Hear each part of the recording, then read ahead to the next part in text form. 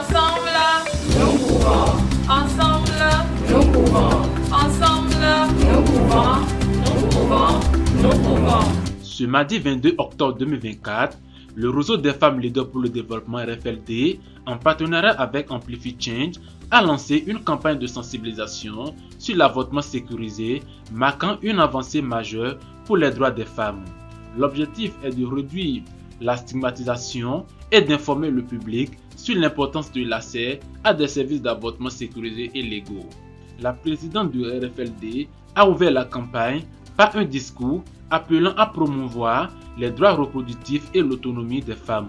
Nous sommes réunis aujourd'hui pour parler de sujets importants et souvent mal compris. L'avortement sûr et légal. Ce sujet est délicat, entouré de stéréotypes, de préjugés et malheureusement de silence. Alors notre objectif est de briser ce silence, de briser ce tabou, d'ouvrir un dialogue franc et respectueux autour de cette question essentielle pour la santé et les droits des femmes. Alors pourquoi cette discussion est-elle importante? L'avortement est une réalité pour des millions de femmes à travers le monde, d'ailleurs. Pourtant, dans de nombreuses communautés, il reste un sujet caché, et c'est triste, souvent entouré de honte et de peur. Le manque d'information et de soutien pousse de nombreuses femmes à se tourner vers des méthodes dangereuses et non médicalisées, mettant leur vie en péril. La santé et la sécurité des femmes doivent être au cœur de nos préoccupations. Un avortement sûr, lorsqu'il est pratiqué dans un cadre légal, par des professionnels qualifiés, est une procédure médicale courante et sans danger. Cependant, des millions de femmes n'ont pas accès à ces services. Briser le silence. Oui, nous devons briser le silence qui entoure l'avortement. Le fait de ne pas parler de ce sujet ne fait qu'alimenter les mythes et les idées fausses. Il est de notre responsabilité en tant que communauté, en tant qu'organisation de la société civile, en tant qu'acteur étatique, en tant que fille, en tant que femme, en tant qu'homme, mari, de fournir un espace sûr où les femmes, les hommes et les jeunes peuvent s'informer, poser des questions, discuter sans jugement aucun. Cette campagne vise à fournir à notre communauté des informations nécessaires pour comprendre ce qu'est l'avortement, pourquoi il est important qu'il soit sûr et légal. Et comment pouvons-nous tous jouer un rôle pour protéger la santé des femmes?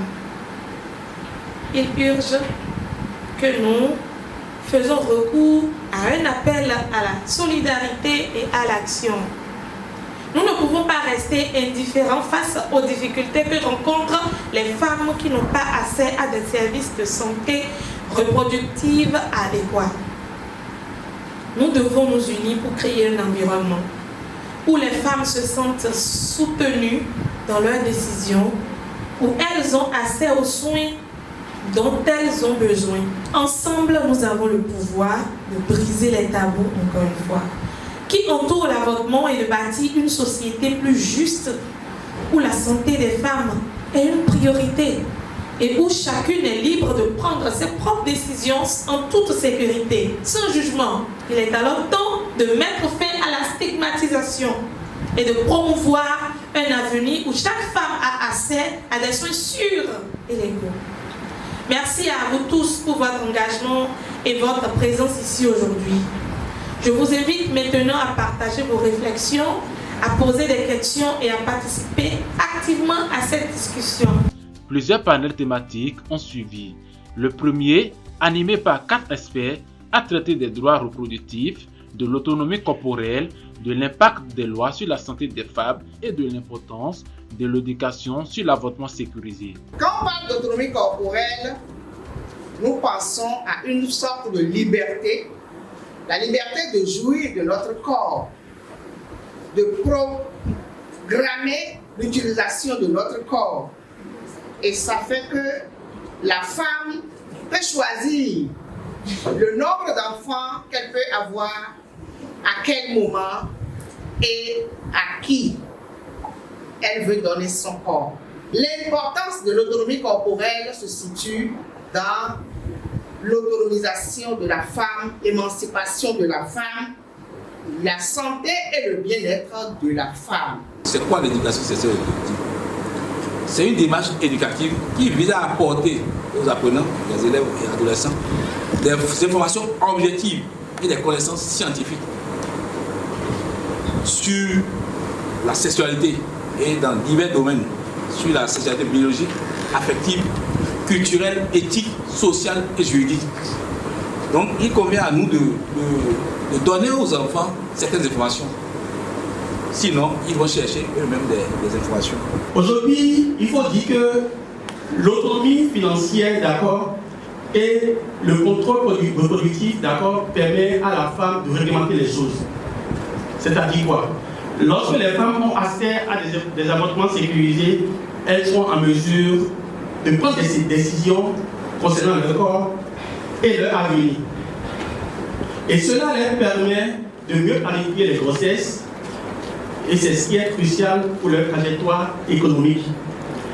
Elles peuvent éviter des interruptions dans leur éducation, leur carrière, en contribuant ainsi à une indépendance financière. Aujourd'hui, l'accès à des avortements sécurisés favorise l'autonomie économique des femmes, contribue à la réduction de la pauvreté et améliore globalement les conditions économiques des femmes en permettant une meilleure planification des ressources et trajectoires de vie. Et pour finir, je disais tantôt, même si les greniers sont vides, on peut empêcher, voire réglementer la fécondité des lits. Nous saluons vraiment cette législation qui a vraiment de l'impact positif, et nous devons vraiment travailler à faire connaître cette législation, à l'expliquer, parce que ce n'est pas cette législation, ne vient pas dire non, c'est pas ce que la législation vient dire. La législation vient donner un cadre légal à des avortements qui sont justifiés et qui en fait méritent de se faire dans des conditions encadrées par les dispositions sanitaires qu'il faut pour préserver la vie de la femme. Le deuxième panel a souligné le rôle des professionnels de la santé dans l'accès à l'interruption volontaire de grossesse, mettant en avant la nécessité de leur formation et de leur soutien. On sait, on connaît les lois, les tests, les règlements, les normes. Nous connaissons déjà ceux qui doivent aussi rendre ce service d'avortement. C'est les agents de santé. C'est vrai, nul n'est censé ignorer la loi. Le test est voté, il y a des gens qui sont déjà formés. Top, vous commencez par faire l'avortement. Non, c'est pas ça. Ils ont droit à des formations. Ils connaissaient des choses. Mais les nouvelles méthodes, les techniques actuelles, les normes actuelles, on doit les former sur ça. Les tests, ce que les tests disent aujourd'hui, on doit informer les agents de santé, les professionnels de santé sur tout ça afin qu'ils puissent faire correctement leur job. Alors, les agents de santé aussi ont besoin de nos soutiens. Ils ont besoin du soutien de l'État. Parce que quand on forme un enfant, il s'est labouré correctement, pour l'envoyer au champ, il faut lui donner quand même les outils nécessaires. Par conséquent, l'équipement adéquat doit être mis à la disposition des agents de santé. Ce n'est pas avortement autorisé, top, prêt, pâté. Ce n'est pas ça. On ne va pas amener nos femmes dans les formations sanitaires et ne pas avoir de quoi faire ce qu'on doit faire et comment il faut le faire, dans quelles conditions il faut le faire. Je dis d'abord que l'avortement est un droit. Et une femme enceinte, y compris des filles mineures, qui ne souhaitent pas poursuivre une grossesse, peut en demander l'interruption. Dans quelle situation? D'abord dans le cas de viol, où l'avortement et où la grossesse résultant d'un viol peut être traumatisante pour la victime et entraîner des conséquences psychologiques et émotionnellement graves. Aussi dans le cas de l'inceste, car la grossesse peut être le résultat d'une relation non consensuelle et abusive qui peut avoir des conséquences graves pour la santé mentale et physique de la victime. Lorsqu'il existe aussi une forte probabilité que l'enfant à naître sera atteint d'une affection d'une particulière gravité reconnue comme incurable au moment du diagnostic. Nous avons aussi des cas d'exception. Lorsque la grossesse constitue un risque pour la santé de la maman, par exemple les cas de grossesse extra-utérine ou aussi où la femme a des crises d'éclampsie. Nous avons aussi des viols conjugaux. On vient de dire tout à l'heure, la femme a le droit de décider de quand tomber enceinte. Voilà donc, dans les cas de viol, la grossesse peut être le résultat d'une relation abusive et non consensuelle. Nous avons aussi des grossesses chez les mineurs. L'avortement devrait être autorisé dans les cas de grossesse chez les mineurs car elles peuvent être préparées à être mères et peuvent être exposées à des risques pour leur santé et leur éducation. Dans la culture béninoise, la vie est considérée comme sacrée et donnée par Dieu. L'avortement est donc perçu comme un acte contraire à la volonté divine, à la limite un crime, car selon certaines perceptions, une vie humaine a été détruite. Quel est le rôle de la femme dans ce contexte? La femme est souvent considérée comme une mère et une gardienne de la vie normalement. L'avortement est vu comme une négligence de sa part. L'honneur familial, le plus gros lot. Depuis la nuit des temps de la fécondation à l'accouchement, y compris les différentes étapes d'évolution de la grossesse, ces étapes sont vécues avec piété, grâce, reconnaissance et gratitude à la mère nature qui a honoré toute la famille en leur accordant cette faveur de voir s'agrandir la famille. Ainsi, l'avortement demeure encore un tabou qui trouve ses racines dans le fondement de nos us et coutumes, ce qui amène souvent les femmes en état de grossesse à se cacher pour le faire et à le faire de façon clandestine. Nous proposons l'intensification de la sensibilisation sur les droits des femmes à la santé sexuelle et à la reproduction. Nous proposons également l'amélioration continue du plateau technique dans les centres agréés et nous proposons aussi la prise en charge au Bénin des frais d'avortement médicalisés par l'État. Puisque nous avons entendu que dans d'autres pays comme la Russie, cela se fait. Le troisième panel a abordé les tabous culturels autour de l'avortement, soulignant le rôle des organisations de la société civile dans la promotion de l'avortement sécurisé et le soutien psychologique des femmes. Les stéréotypes courants autour de l'avortement sécurisé, on va aborder ça.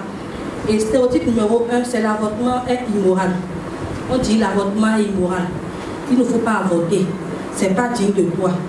Il faut souligner simplement que l'avortement sécurisé est une décision médicale et personnelle, et souvent dictée par des circonstances de santé ou des choix de vie.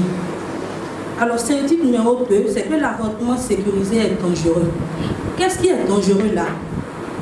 C'est l'hypocrisie qui est dangereuse. Notre hypocrisie de dire qu'on ne reconnaît pas l'avortement alors que nous allons faire avorter nos enfants, nous faisons avorter de façon clandestine. C'est ça qui est dangereux. L'avortement sécurisé n'est pas dangereux. Et aussi, il faut notifier que quand l'avortement est sécurisé, quand il est réalisé dans des conditions médicales appropriées, c'est une vie qui est sauvée et c'est l'une des procédures les plus sûres. Tout dépend de l'entourage de la femme. Si par exemple la femme qui prend la décision de faire un avortement malgré que ça respecte les conditions prévues par la loi, si son entourage dit non, chez nous jamais ce n'est pas ça, tu ne peux pas le faire, et on dit oui, on commence par expandir la femme, ça peut déjà avoir des conséquences graves sur le mental de la femme. Mais après, ça, la stimulation, tout le monde apprend on commence à lui dire et même les parents, on dit Donc c'est quand même des circonstances qui ne favorisent pas vraiment l'épanouissement de la femme et qui ne permettent pas à la femme de s'affirmer. Ça peut nous avoir des conséquences graves sur elle. Pour renforcer le plaidoyer en faveur de l'avortement sécurisé, il faut que les différentes parties prenantes initient un dialogue franc pour convaincre les tenants et aboutissants de ces normes sociales et convictions religieuses. À nous maintenant, nous politiques, d'aller vers ces centres-là et d'en parler aux dignitaires, aux parents aussi à la maison, pour qu'ils échangent avec les filles. Ça a été dit. Comment faire pour dialoguer avec les enfants à la maison, leur apprendre leur corps, qu'est-ce qu'il faut toucher, qu'est-ce qu'il ne faut pas toucher. Et ça fera de l'effet, je pense. La coalition a clôturé des échanges en présentant des recommandations pour améliorer l'accès aux services et renforcer les droits en matière de santé reproductive. La présidente du RFLD a conclu par des mots d'espoir, affirmant que l'information reste un outil essentiel pour des choix éclairés et le bien-être des femmes. Cette collaboration entre RFLD et Amplify Change ouvre de nouvelles perspectives pour une meilleure éducation et la défense des droits reproductifs.